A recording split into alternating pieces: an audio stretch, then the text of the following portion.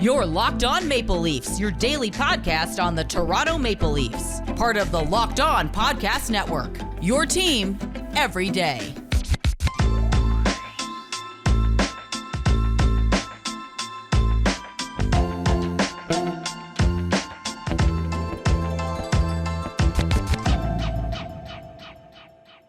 Emergency podcast. It's Mike DiStefano and David Morassutti, your host of the Locked On Leafs podcast. And we thought we were done for the weekend. We were going to come back Monday, Tuesday, have some more trade talk about what happened on the weekend. Hopefully a perfect 2 out of 2 for the Maple Leafs. And all of a sudden, sitting here, literally was just eating some late night soup that I just went and picked up. And I get a little notification from Twitter, from the Maple Leafs Twitter account, telling me that the Maple Leafs have swung for the fences and made themselves a big old trade. Ryan O'Reilly is a Toronto Maple Leaf, along with Noel Acciari. Let's put some respect on Noel Acciari, because that's going to be a big bad too, I think. Like, he's someone who's going to come in and play some pretty good fourth line minutes, maybe a little bit of penalty kill. But Ryan O'Reilly is the main course of this deal, and kind of exactly what Toronto needs. Like, give me your first initial thoughts. Here we are, literally 5 minutes after we found out the news. We went live. Your thoughts, Dave? We haven't even talked about it yet. Yeah, I mean, I was like, all right, I can go to bed now. Nothing's going to happen. Legitimately said that in my head. I'm done for the night. Nope. I mean, I'm just getting a barrage of text, tweets, messages. Well, the chat's going off right now. Like, if you're not in our Discord, the Locked On Leafs Discord, it's going off right now. Lots of people. Just in the Discord right now, plan the parade. It legitimately says plan the parade in the damn chat right now. It is pandemonium. Like, it's funny because we talked about Ryan O'Reilly not long ago, and did we not bring up Noel Acciari in this? Like, it's almost like we kind of manifested this trade just a little bit. But man, what a like, this was kind of a move I was expecting Kyle Deuce to make, but the magnitude of this deal, like, first round pick, there was a second round pick, the third round. Full detail. Could you please give us the full details, Mike? Yeah. Well, do you have the tweet, actually, the Maple Leafs tweet? Why don't we bring that up too, so we can just show? I got said tweet. I will pull that up. Let's toss the tweet up there, and then we'll audibly explain what the return was as well. So it's Ryan O'Reilly and Noel Acciari coming to Toronto. Going the other way, Mikhail Abramov, Adam Gaudette as the players, and then a bevy of draft picks. The 2023 first-round pick of the Maple Leafs, the 2023 third-round pick of the Ottawa Senators, the one that they got in the Matt Murray deal, a 2024 second-round pick of the Maple Leafs, and then there's some salary retention. That information has not yet been leaked out. I'm sure it will come very shortly, hopefully before we end this podcast. We can find out exactly what's going on with the salary retention, but there is going to be some salary being eaten by the Minnesota Wild, which I find to be an interesting player to take on money, considering I thought they'd be buyers and not be willing to take on salary. But anyways, it happened. So the Wilds are also getting a 2025 fourth-round pick for taking on some salary. So that's a big price to pay, though. It's a first, a second, a third, and a fourth. Stretch, between 3 different seasons. I get that. Plus Mikhail Abramov, who's a decent little prospect for the Maple Leafs. Like a B- level prospect. Mm-hmm. He's got a chance to be an NHLer. So they've given up like 5 pieces, I guess. You can add Gaudette in there, I suppose, as well. They've given up 6 pieces in total to bring in Ryan O'Reilly and Noel Acciari. This is a big move. This is a home run swing for Kyle Dubas. We talked about what this team needs. They needed an oomph up front. They needed somebody who could either come and fill in that center position as 3C, and he's even a guy who can move over to the wing. He can move Tavares out to the wing. So Ryan O'Reilly brings that veteranness to the group also, a little bit of nastiness. He can play a 200-foot game. He's someone who knows how to play in the playoffs. This guy had literally 5 goals in the Stanley Cup final this year that the St. Louis Blues won a championship. 5 goals in that cup final alone, including one in Game 7, which is something that the Maple Leafs have struggled to do, score in Game 7. So, Ryan O'Reilly's a perfect pickup for the Toronto Maple Leafs. And kudos to Kyle Dubas for knowing exactly what he wanted and getting exactly who he wanted and getting it done. And, I think it's a lot to give up, but it was worth it, man. Yeah, definitely a lot to give up. Some people are probably wondering why, Abramov and Gaudette in the deal. Well, the Leafs don't exactly have a lot of flexibility with contracts.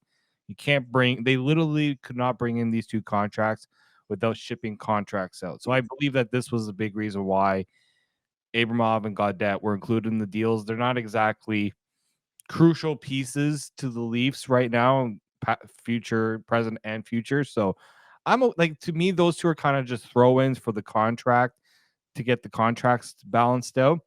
Yeah, the first, third, and second round picks, that's quite a high price. But we always have to remember that salary cap space is crucial in a lot of these deals. St. Louis is taking half. The 50% for the additional 25% Minnesota's taking. Like the fourth round pick makes sense. I think Is that what's happening? I didn't see. Did that get reported? That come out already? The Leafs actually said that Minnesota will retain 25% of O'Reilly's salary. So yeah, but is St. Louis retaining some as well? Yeah, St. Louis would retain 50%. Perfect. I don't know why I missed that then. This is why it's costing the Leafs as much as it is. Yeah, 100%. I literally just saw the names, and I guess I probably didn't even finish the whole tweet then if it was in the original tweet, because obviously it was there and the information was there. But yeah, big time ad. Well worth it. Yeah, it fits it's exactly what the Leafs need, and it's Kyle Dubas is going to speak about it Saturday morning. So if you want to get a little bit more insight into why Dubas did exactly this, he will explain it Saturday morning. But yeah, I mean, we see the impact when it comes to the third line center role too. Like, when you look at David Kampf right now, I think it's a little bit too much for him to be the third line center. So this is the question a lot of people are asking is, where exactly does Ryan O'Reilly fit on this team?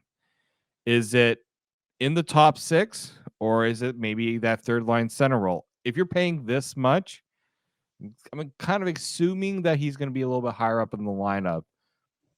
But I mean, I don't know, man. I'm not that sold that he has to be high up in the lineup. I think you could easily have him anchor a third line, just be 3 lines deep. Straight up 3 lines deep, and you could definitely do this. Now, you could play him on the left side. If you want to play him up in the top 6, maybe you could move Tavares over. It really depends on exactly what you want to do. But I guess by bringing in Noel Acciari, they also do address kind of a fourth line center role, which means if you do leave David Kampf as your 3C, you do have that 4C spot already kind of figured out with Noel Acciari. So I guess it would make a little bit of sense there if you're not upgrading on Kampf. Instead, you're just going to place O'Reilly or Tavares on the wing, and away you go. But if they want to go for a full top 9 type of situation, then I mean O'Reilly could be it. But I think it doesn't really matter where you put him. I think either way, this is like a big time ad for the Maple Leafs. Like, I fully haven't processed his trade yet, I don't think. But he's having okay, where do we want to start here? I feel like we're going all over the place. I know we definitely are. Like, so I saw a tweet that says, "Oh, Ryan O'Reilly is a -24." Yeah, he is. I understand that. The St. Louis Blues are not a very good hockey team right now. So to me, that number doesn't even really. Do you know who his line mate was prior to getting traded? It was Josh Levo. Josh Levo was his line mate prior to getting traded. Like, he's not playing with good players. That's a big reason for the drop off in production this year. And you can look at it through 40 games, he's got 19 points. Like, is there risk with this trade? Yes, there absolutely is, because it does have a little bit of Foligno stench to it. I've talked about that before. Yep. It's a player who's coming back from an injury, and he's a little bit older. You're seeing the production drop off. But I was having a discussion, though, with former NHLer Cam Jansen, and he kind of put a little bit of cold water on the idea of this being Foligno-esque, where you're trading for a guy with an injury and that being a concern. Because there's a difference between a broken foot, which heals, and it did, and then it shouldn't really be lingering, and a back injury. Big, big difference between those two injuries. So, the O'Reilly thing, and I'm assuming that Kyle Dubas feels comfortable with it and knows what's up with that foot and realizes, okay, he should be good to go. And the fact that he was out for 6 weeks means that he should pretty much be fresh and be able to play some pretty significant minutes down the stretch here for the Maple Leafs too. Yeah. Just a quick note here. Ryan O'Reilly's cap hit with the Leafs will be 1.875. Wow. So significantly less than the salary cap hit that he was with the St. Louis Blues, which was, and by the way, cap friendly is still, they are letting people know that they are working to update the website, that this is, when it comes to all the retentions and stuff, this takes time. He was at a $7.5 million cap hit.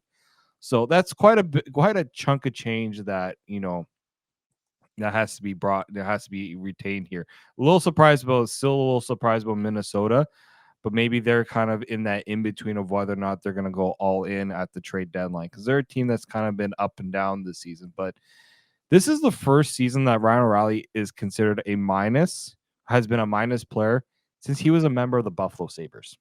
Dude, we're talking about a player who 4 years in a row has been top 5 in Selke voting, Yeah.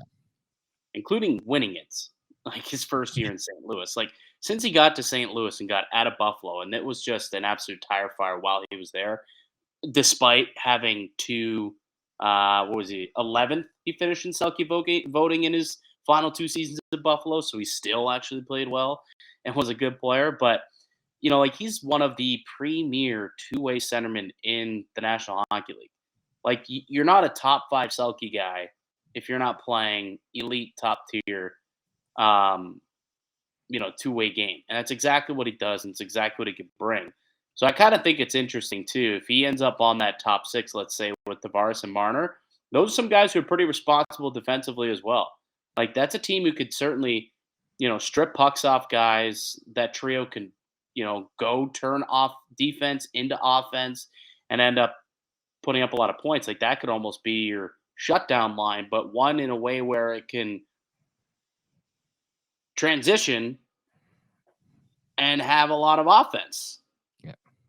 Like, there's just so many different things you could do with Ryan O'Reilly. It honestly is, he could be like a Swiss Army knife in a way, where he could play the wing, he could play center, and I think either way it adds depth to the lineup, which is ultimately what I think a lot of people said this team needed, and they've got it now with him, and also with Noel Acciari, who should help out in the bottom 6 as well. Former 20-goal scorer, not too long ago.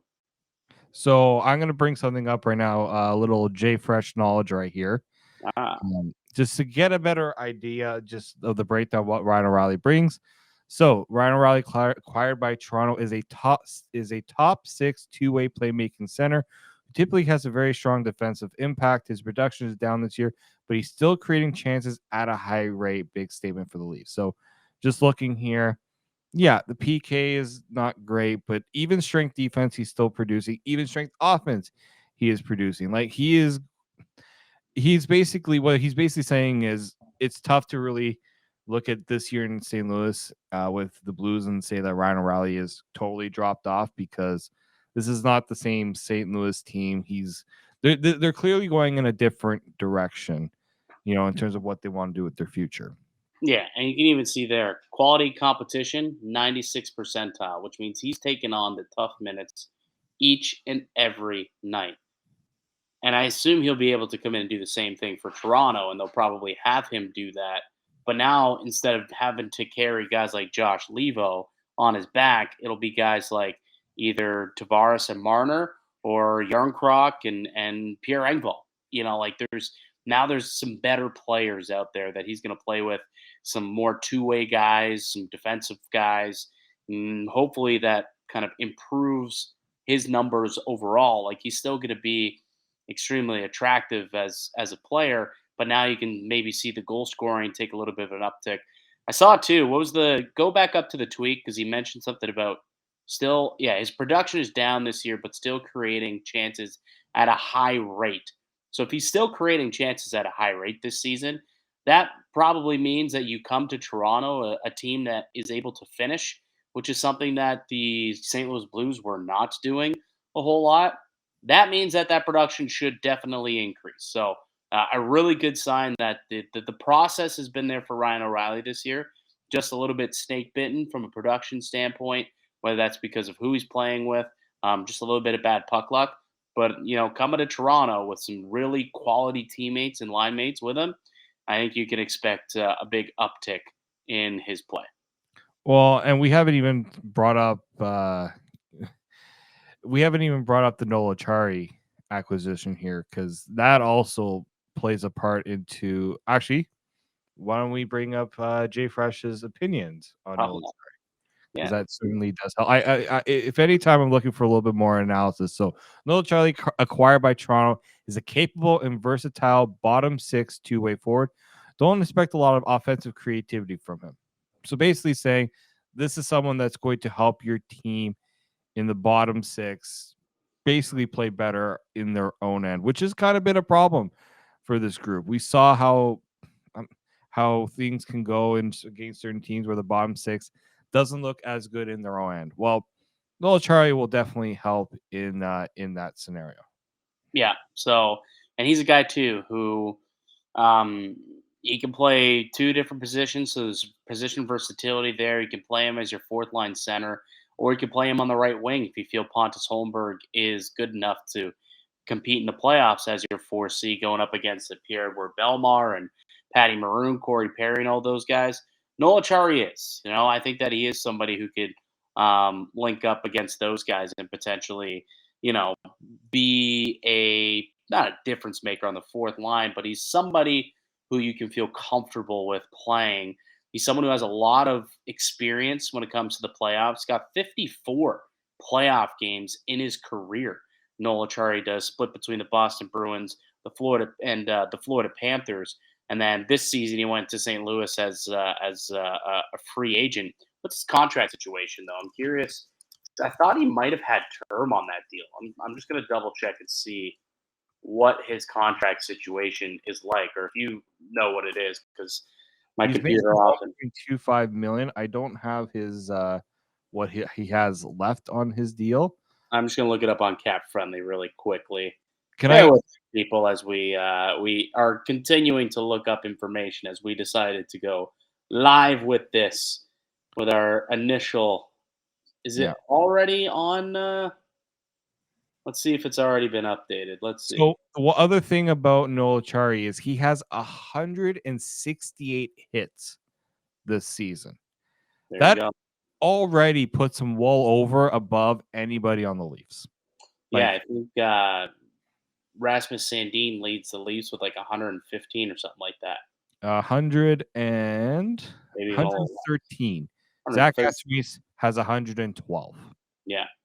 You're getting somebody that is going to bring that physicality that is, I think, missing in that bottom six. I mean, no, Zach Asmus brings some of it, but they don't have enough of it. And this is what Noel Acciari does bring in terms of, that physicality. Now, some people might be asking why didn't St. Louis take any money back on Noel Acciari? Well, I believe, if I'm not mistaken, that if you only get to take back salary a maximum of 3 trades. Yeah. They already did in the Tarasenko deal. They're doing the Ryan O'Reilly trade. And the St. Louis Blues are probably going to be making another trade. And they're probably going to have to take salary back in that one just because this seems to be, what every team has to do to get these deals done. But, I mean, look, it's going to be looked at as a high price to pay, but again, you also have to remember that the salary retention is a big part of it. I mean, you're looking at a pretty comparable with what Nick Foligno went when he came to Toronto. because you had to go through the hoopla of getting 2 teams to take back salary. He fit at that time. It was what the Leafs felt like they needed. It just didn't work out because he got hurt. Yeah. That's the risk you're taking with these deals. We kind of discussed this a few episodes ago, where it's like these are the risks you take if you want to contend. Every team takes these risks when they make these trades. Yeah, this is an all-in. This is an all-in move from Kyle Dubas. Like this certainly is. You go, you've beefed up, you've got yourself another top 6 forward. It's exactly what you needed. Even if he plays on the third line, he still would, I would consider, be a top 6 forward who could contribute and add some secondary offense.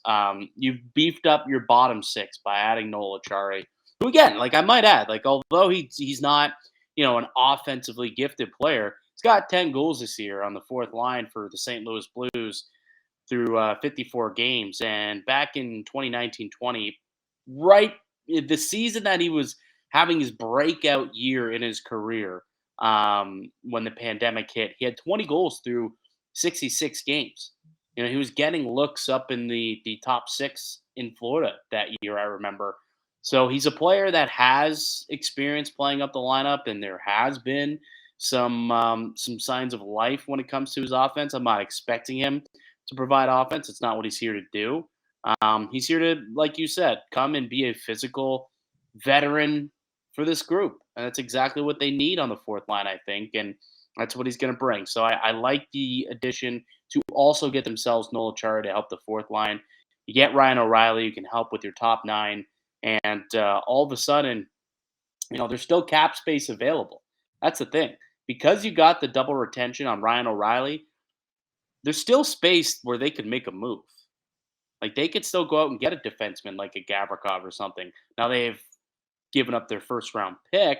I would bet they wouldn't love to give up the first round pick next year, but maybe you can move on from one of the other top prospects like a Fraser Minton or a Topi Niemelä. Maybe, Rasmus Sandin kind of becomes a guy of interest around the league, and you can use him as some trade bait to try and upgrade on your blue line. So we'll see what ends up happening and what's next. But certainly this is a big time addition, and the Toronto Maple Leafs are a way better team today, tonight when we go to bed, than they were today when we woke up. Yeah, I'll bring in one more piece of analysis from friend of the show, Tony Ferrari, who wanted to give his thoughts on the Leafs trading 3 draft picks, 3 significant draft picks in this deal. He says, as a draft guy, I'm here to say that when you're at the stage that the Maple Leafs are at, picks do not matter. Get your guy and win. If you do, no one will care who your picks turn into. I should also mention something that you also mentioned too, Mike, not too long ago. What? Oh, go get your guy? Absolutely. But something else that I should also mention, I think I saw Freege said that there's one more piece coming to Toronto in the deal. Yeah, it's a prospect from the Minnesota Wild, Josh Pilar. Yeah. It sounds a lot like Kevin Pillar, the former Blue Jays center fielder. Yeah, apparently he's a big, right winger, I guess. See what he is. I think just in order to make it, literally, in order for them to get involved, something had to get exchanged, I think. So they were like, pick any prospect from this list. And they were like, we'll take that guy who's, considered a prospect and has some size. And we'll see what happens there. But 12 obviously, 12 points in 13 games with the Saskatoon Blades. Yeah, I was looking, and it seemed like he was he's been there for a while. Isn't he a double overager? He's like 21, I think. He is. He just turned 21 a few days ago. Yeah. So he's a guy last season in the dub, and then ECHL or AHL for him. So we'll see what happens. I am curious to see where exactly he does slot. Like, I know we've kind of talked about it already, but there are 2 different kind of schools of thought on what you could do with O'Reilly. Again, it's either on the second line, either at center or left wing, or you could put him as your third line center and just really build out a top 9 mentality. And you could roll 3 lines very comfortably that way, and just be deep as hell, which is exactly what Boston is, exactly what Tampa is, and that's what these moves are all about at this point. Mhm. For the Maple Leafs is how can we compete with the Tampas and Bostons and beat them, and getting a guy like Ryan O'Reilly, somebody who has beaten the Boston Bruins in the playoffs for the Stanley Cup, and getting the Conn Smythe Award while doing it. Not a bad move by Kyle Dubas.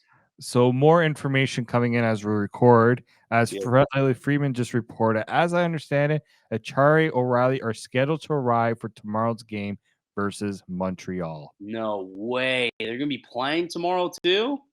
So we'll get confirmation when Kyle Dubas talks to the media in the morning. But Yeah.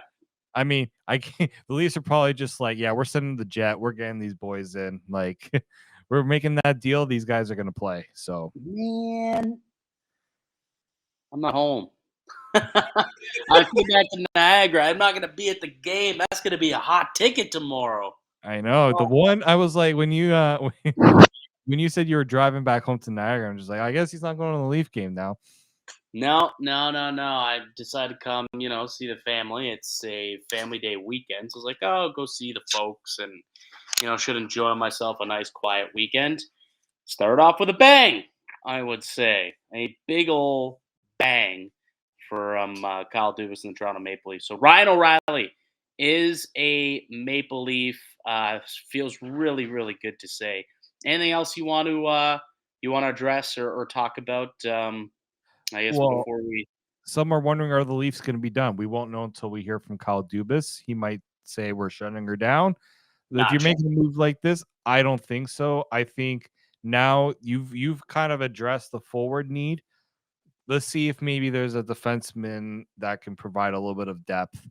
Because that I think if you're doing a trade like this, you're going to make sure you have all your bases covered as much as possible heading into the trade deadline.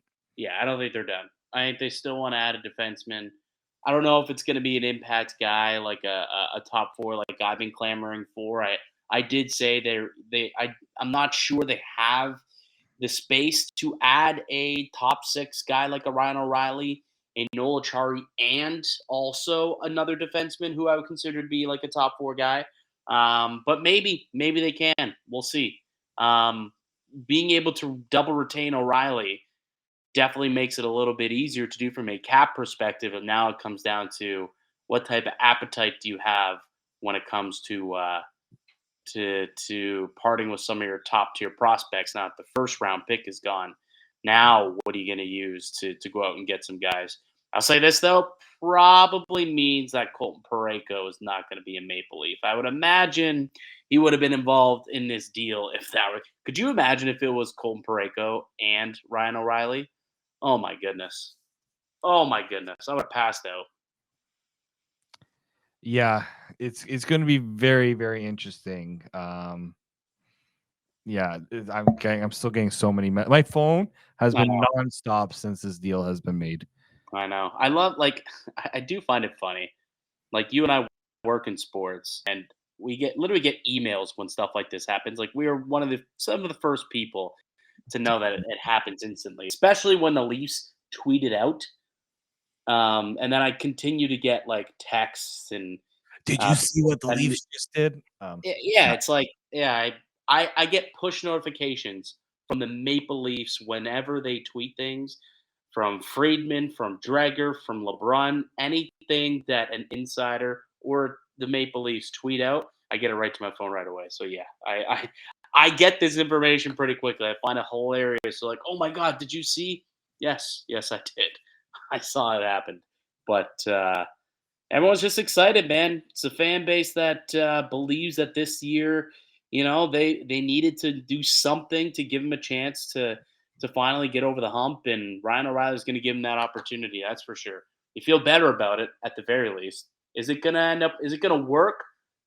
Hopefully, we don't know. We won't know until playoff time, but it sets him up and gives him a better chance to do it at least. Yeah, this definitely puts them. I think it also reinvigorates some of those who kind of believe that the Leafs were heading down a similar path to past years. Like this might make people think a little bit differently, especially when you see O'Reilly and Acciari in the lineup and you see what they could do. This is going to get some of those people who have been kind of cruising along. This kind of woke them up a little bit, I think. Yeah, I would say. I think the final 25 or so games will definitely have the attention of a lot of Leaf fans just to see how does O'Reilly look in the blue and white.